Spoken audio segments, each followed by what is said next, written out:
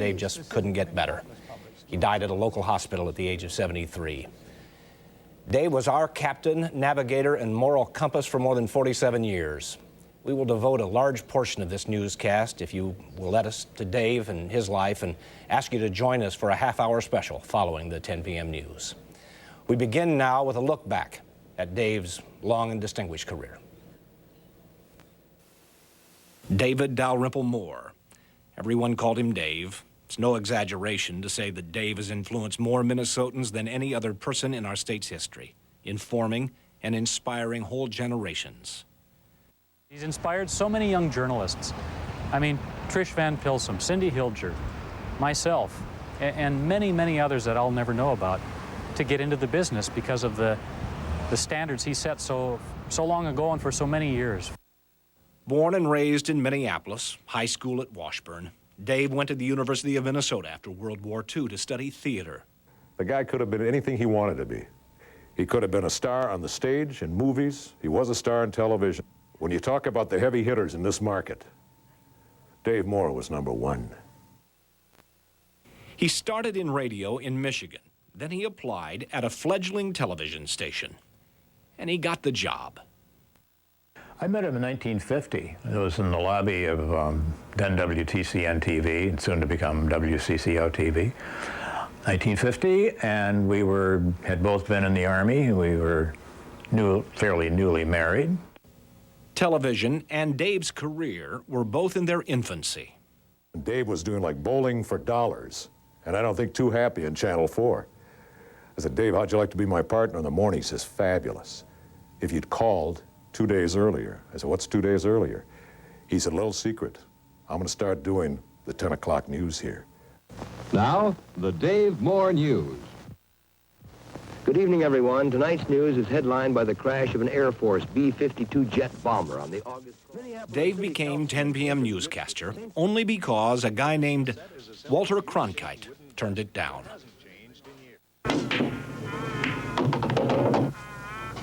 And there was the weather. No big blizzards up here in the icebox this year. With his acting background, Dave created TV roles no one else could have. I'm going to tell you a story about the poor, the tradition of giving. Sing ho for the life of a bear. Sing ho for the life of a bear. I think he can probably tell the story better than I. It was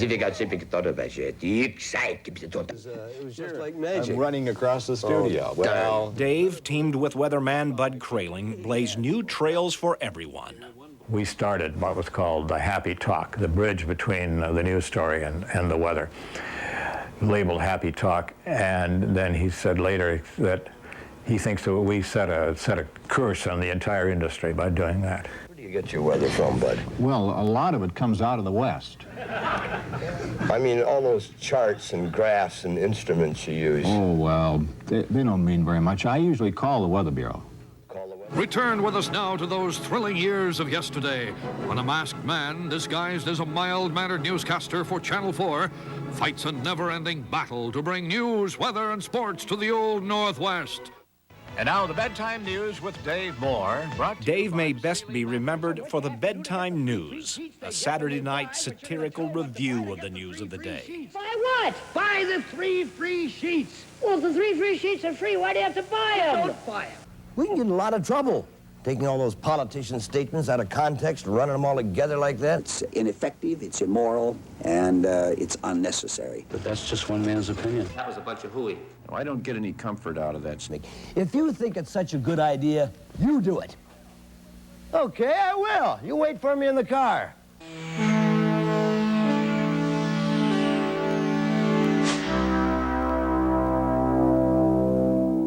What you'll be seeing tonight is a television program about television.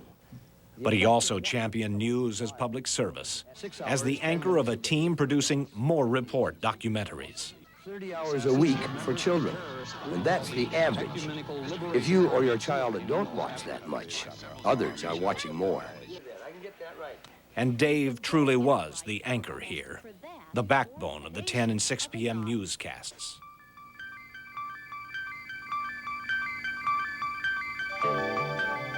Set designs and co-anchors would come and go, but you could always count on Dave at the desk. Dave is an institution, and he has set a standard in this business for all of us to follow and somehow try to emulate. Although I don't know that we'll ever be able to. But he set the high mark for everybody. And the market, this market, is such a good market because of Dave Moore. The best of what journalism is, just compassionate telling of people's stories. And I sensed that even as a child. And I wouldn't even have considered, a job at another station. Even after Dave stepped down from the anchor chair, he worked harder than most, toiling over the words and stories of his own weekly Week in Review program, More on Sunday. Morning! A week ago today, just outside Zunbo Falls in the little old schoolhouse where she taught 70 years ago, Leona Davison, 90 years old, is marrying one of her former students, Wendell Buttermore, 80 years old. But no matter how famous, how important Dave became, Dave never really believed it. But he's got a wonderful sense of humor. You have to have a good sense of humor, and you have to not take yourself too seriously. Although I always thought Dave should take himself more seriously, because he certainly was, he's probably the best anchorman ever in this town, in this city. And yet I don't think he ever gave himself enough credit. To the end, this humble man of many talents answered his own fan mail. We know he would have liked to have answered the thousands of good wishes written to him by you at the state fair and on the internet. People would say to him when we were walking down the street, watch you all the time, Dave, watch the 10 o'clock all the time, and he would say something about, don't you have anything better to do? Read a good book, go to a play. We'll miss you, Dave, old friend. This station, this town, will quite frankly never be the same.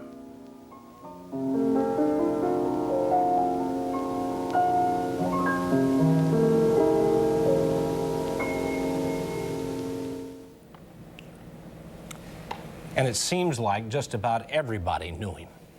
We just stepped out the door tonight and we found viewers who remember watching him through the years. WCCO's Frederica Freiberg is here with that. It is a sad assignment to relay the word that Dave is gone, but bittersweet because it brings a smile to hear what people say about it. Very friendly with me. He was friendly with when he walked in here. He was always friendly with people. He said hello. Angie is a longtime waitress at Peter's Grill in Minneapolis. She says Dave will be missed. Peter's was a favorite lunch spot for Dave.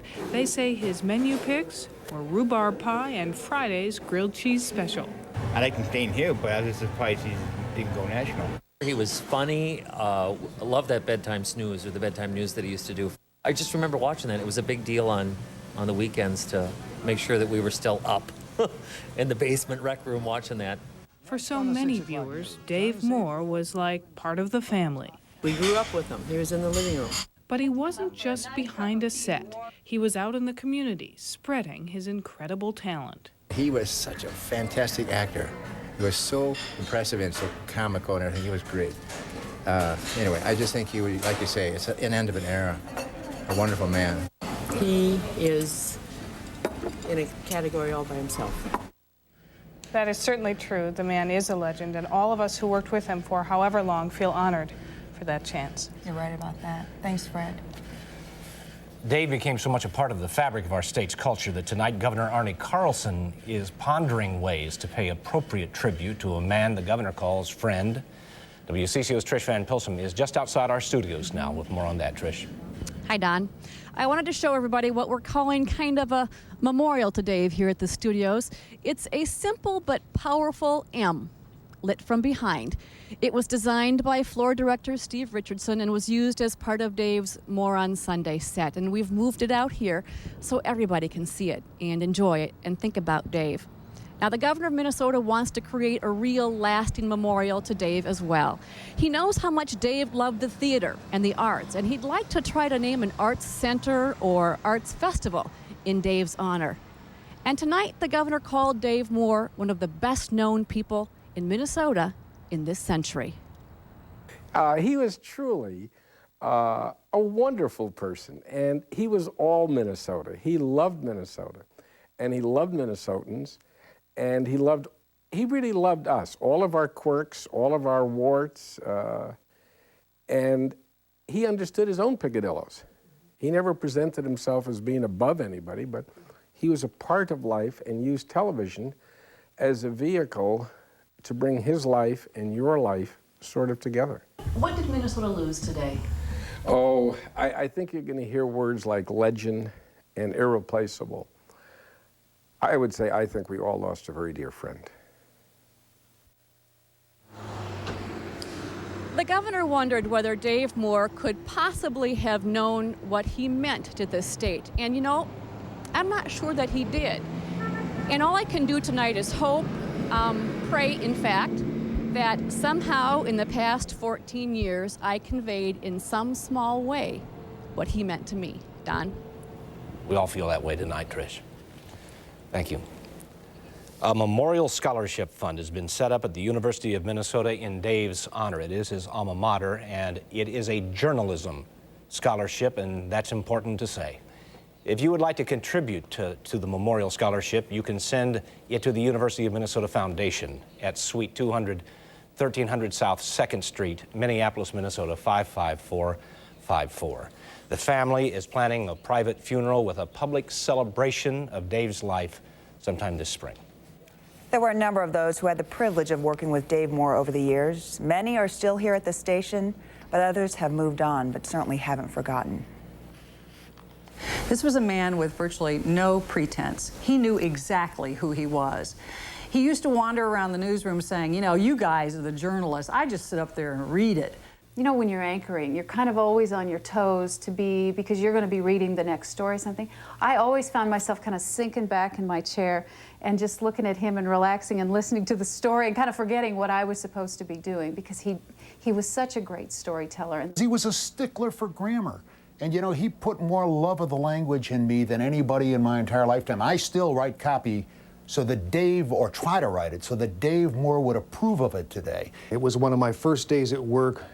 It was 6:30, we were leaving the office, walking to the parking ramp, and Dave Moore was ahead of me, and I thought, this guy must be driving a Cadillac Fleetwood or a Lincoln Continental. And before I could get to my car, up out of the bowels of the ramp came this beat-up old Chevy Corvair with a busted tail light, a dented fender, and a muffler going bad, and it was Dave Moore. He earned the image as the most trusted anchorman in the history of Twin Cities television. In a sentence, Dave was so easy to love. We hope you'll stay with us to share some of our favorite memories of Dave Moore and his gifts to all of us. We'll be airing a special tribute right after this newscast. That's at 10:35. And then tomorrow night, we'll have a 1-hour special remembering Dave and the role that he played in all of our lives. That's Thursday night at 7 o'clock. I think Dave would be angry tonight if we didn't share a few of his lighter moments. His wit, his charm, his laugh, all made our lives so much brighter. From his earliest years in this infant business, Dave blazed trails none of us have dared to follow. Among them, an unparalleled sense of humor and timing, which made bedtime news so memorable. As a Sealy employee for so long, I imagine you yourself sleep on a Sealy Posturepedic. Well, the truth of the matter is, it's kind of embarrassing now, you know, what with my job and all. I mean, I'm not much of a sleeper. I mean, it's kind of funny, but I just can't sleep. You're an insomniac. A what? I say you're an insomniac. No, I'm Catholic. Because we leave you tonight with a disclaimer about those hideous, ghoulish billboards that are disfiguring parts Long of after we journalists gave up doing commercials, Dave never lost his ability to laugh at himself, to poke fun at his craft. My friends, these are not us. These are pictures of people who work on Channel 5. And much as this business changed, like when our newsroom finally entered the computer age, Dave could have fun with his own foibles. The Newsmaker Computer Company, creators of this system, sent 2 teachers here full-time for 2.5 weeks each to help initiate us poor computer illiterates. Most of my colleagues caught on quickly. Journalists are a quick study, you know. Unfortunately, I am still computer phobic, but willing to learn, even if it means the fear of leaving old friends behind. It is so hard to leave old friends behind.